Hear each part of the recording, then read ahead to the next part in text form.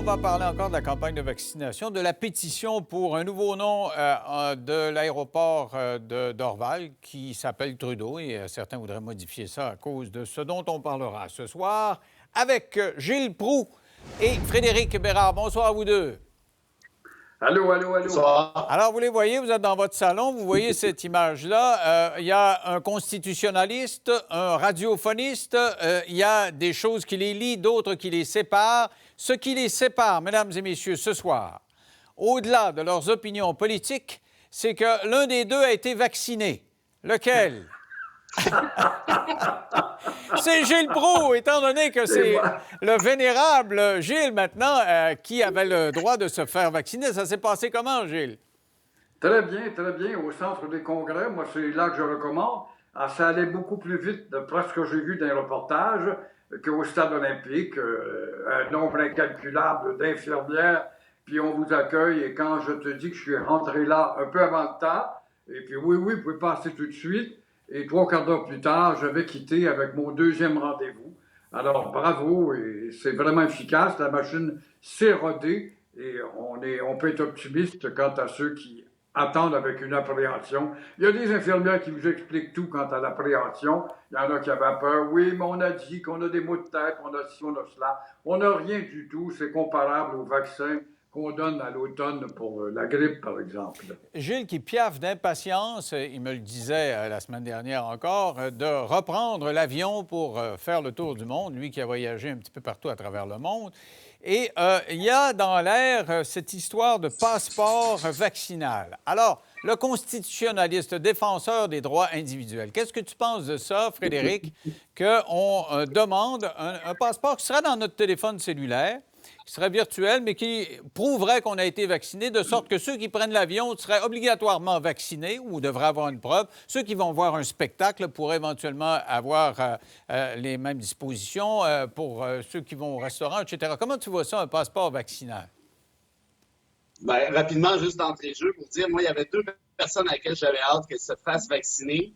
Il y avait Gilles Proulx, puis il y avait Keith Richards des Rolling Stones. Là, maintenant, Proulx, c'est réglé. Pour Richards, il faut que je me renseigne. En tout cas, au moins 50% de mon stress de moins. Deux vieux rockers. Pour le...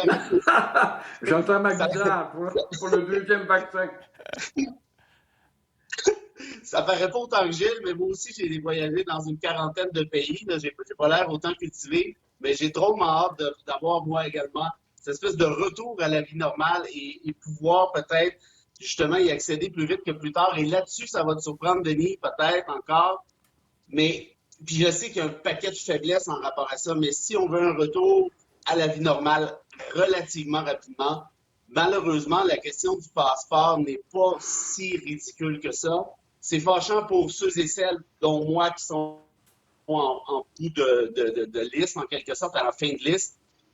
Mais pour le reste, je pense que ça permettrait d'accélérer le retour à cette même vie-là qui commence à nous manquer pas mal. Je suis surpris parce que normalement, pour toi, les droits individuels, et ceux qui sont contre le passeport vaccinal, ils disent que celui qui se fera vacciner juste en mois de juillet n'aura pas les mêmes droits que celui qui se fait vacciner cette semaine, comme Gilles. Gilles, est-ce que vous êtes d'accord avec ça, le passeport vaccinal, de pouvoir avoir la preuve dans votre téléphone cellulaire, prendre l'avion et aller ailleurs? Ben oui, je suis bien d'accord, mais je suis sûr, étant indiscipliné ce que nous sommes, vous allez en avoir, mais j'ai pas mon téléphone, je l'ai oublié, vous allez avoir ça premièrement.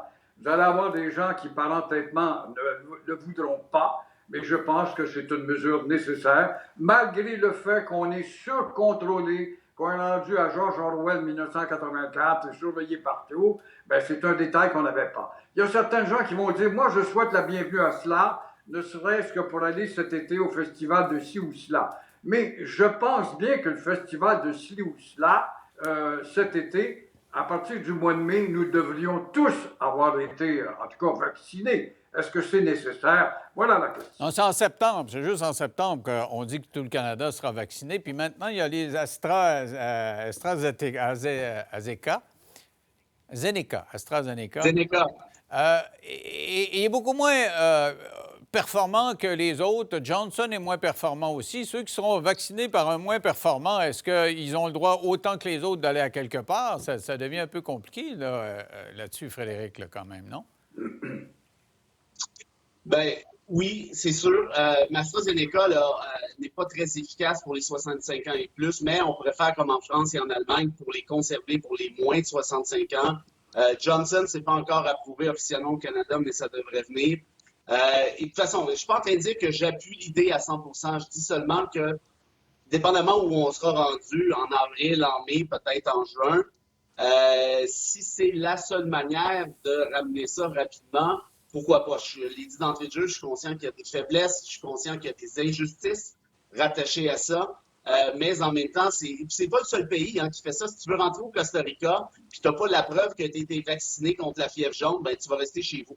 Et il y a un paquet de pays qui sont qui agissent de la même manière. Donc, évidemment, c'est un cadre pandémique, c'est exceptionnel, c'est très passager et temporaire. Là. Je suis d'accord avec Gilles sur le fait qu'on est surveillé, mais 1984, c'était un état de permanence. Ici, là, on parle vraiment de quelque chose qui devrait être disparu en septembre, octobre à tout casser. OK. Alors, parlons un peu maintenant de ce dont on a parlé la semaine dernière, c'est-à-dire cette nouvelle qui a été diffusée par la CBC à l'effet que Pierre-Éliott Trudeau aurait demandé, selon un ambassadeur américain de l'époque, à Paul Desmarais, de serrer la vis financièrement, de faire en sorte que le Québec perde des jobs quand le PQ a été élu pour briser l'idée même de la souveraineté. Alors, la Société Saint-Jean-Baptiste, appuyée par le PQ, a lancé une pétition en disant « Hey, ça n'a pas de bon sens d'appeler l'aéroport de Dorval l'aéroport Trudeau. Changeons le nom. » Il y a 19 000 personnes qui ont signé cette pétition-là qui voudraient que l'aéroport ne s'appelle plus Trudeau parce que Trudeau aurait lutté contre les intérêts des Québécois. Gilles, réaction.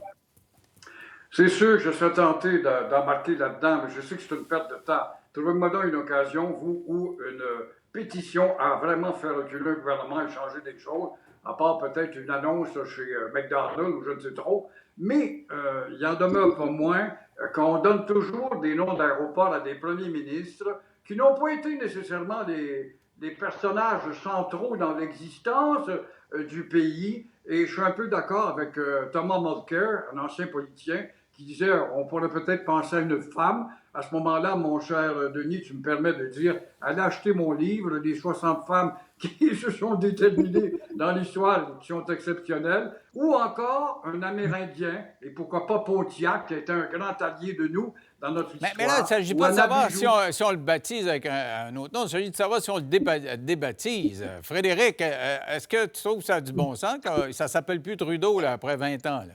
Ah oui, je vais juste dire à la Société Saint-Jean-Baptiste puis au Parti québécois, je ne sais pas si vous êtes au courant, là, mais les aéroports, là, c'est fédéral. Je ne sais pas si vous êtes au courant aussi, là, mais le premier ministre actuel au fédéral, c'est le fils de Pierre Trudeau. C'est juste comme ça. Je ne sais pas si vous pensez sérieusement que ce gars-là va débaptiser un aéroport en déshonneur de son père.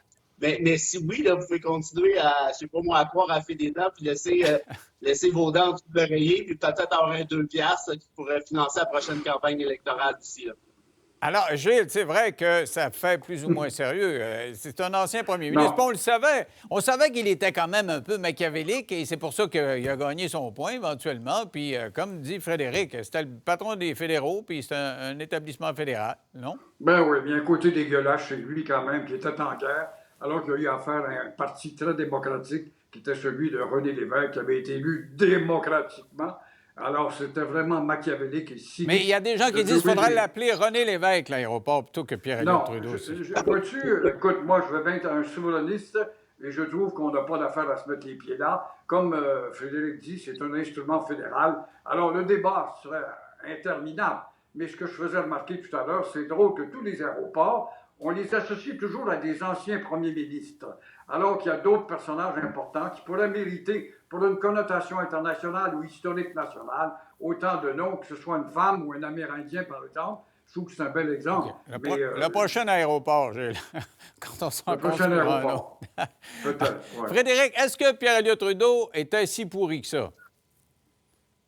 Mais là, moi, c'est parce que ce qui est quand même fascinant, là, je comprends que ça donne de la nourriture là, à certains, appelons-le, des nationalistes qui ont l'air de s'ennuyer ces temps-ci. Là. Pourtant, il y a un paquet d'autres débats intéressants, le sexe de M. Patate, par exemple.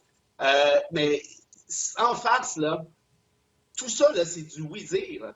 Je l'ai parlé la semaine passée. Là. Peut-être que c'est arrivé.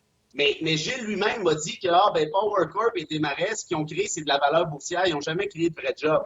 Bon, ben, s'ils n'ont jamais créé de vrai job, jusqu'à preuve du contraire, ils ne peuvent pas en déplacer non plus. Et ce qui a été démontré de ce qu'on a analysé là, depuis la semaine dernière, c'est quoi? On n'est pas vraiment au courant. C'est eu des jobs qui ont été tassés à gauche, à droite. On ne sait pas trop son où. Donc, en d'autres termes, avant de battre quelqu'un jusque dans la stratosphère, puis je comprends que ça fait partie de la, Non, mais là, tu me réponds. OK, je comprends. Tu m'avais dit ça la semaine passée. Tu dis, il n'y a pas de preuve. Tu dis oui dire. L'ambassadeur dit qu'il a entendu dire que, peut-être que. Mais le fond de la question, tu n'as pas répondu. Était-tu si pourri que ça, Trudeau, pour le Québec? Ben là, tu veux que je parle de son héritage Non, réponds-moi oui ou non. Parce qu'il y a comme, chez les commentateurs, la prémisse que, hey, vraiment, il a joué dans les buts du Québec. Là. Il a compté des buts contre nous autres. Moi, ce que j'aime pas là, dans tout ça, là, c'est cette espèce de posture très manichéenne. Ah, René Lévesque, c'est Jésus-Christ, puis Pierre Trudeau, c'est Darth Vader. Je suis désolé, là, mais je pense qu'il y a un peu plus de nuances que ça qui doivent être apportées. Par rapport à Trudeau, je comprends qu'il y a plein de choses qu'on peut lui reprocher, mais ça dépend comment vous le voyez aussi. Puis à ce que je sache, il avait quand même obtenu 74 comtés sur 75 les fédéralistes, vers la fin de son règne, c'est quand même possible au Québec. Donc, les Québécois n'avaient pas de la comme ça. J'ai le mot de la fin là-dessus. Oui, rappelons que c'était 74 silencieux d'une part, et que le Québec n'a pas progressé, puis le oui voudrait dire ouais non, voudrait dire oui. Et en plus de ça, faudrait-il dire aussi que René Lévesque, c'était Astérix face à César à Ottawa, qui nous traitait comme des coloniaux. La Gaule était une colonie, tout simplement, qu'il fallait malmener. Mais les Gaulois ont cru Trudeau quand il a dit « Je mets nos sièges en jeu et si vous votez un non, ce sera un oui, du non, non, non, puis oui, peut-être. » Mais finalement, il a gagné. Hein? Oui, ça pourrait faire un beau compo. OK. Merci à vous deux d'avoir participé à cette réflexion là, sur les vaccins. Trudeau, oui, non, peut-être. Au retour, nous allons avoir... Alors là, on avait un grand voyageur devant l'Éternel, Gilles Proulx. Le plus grand des voyageurs québécois, c'est le capitaine Bonhomme. Il a voyagé sur les 7 mers. Son fils est avec nous parce qu'on a honoré la mémoire de son père à l'Assemblée nationale dans 3 minutes.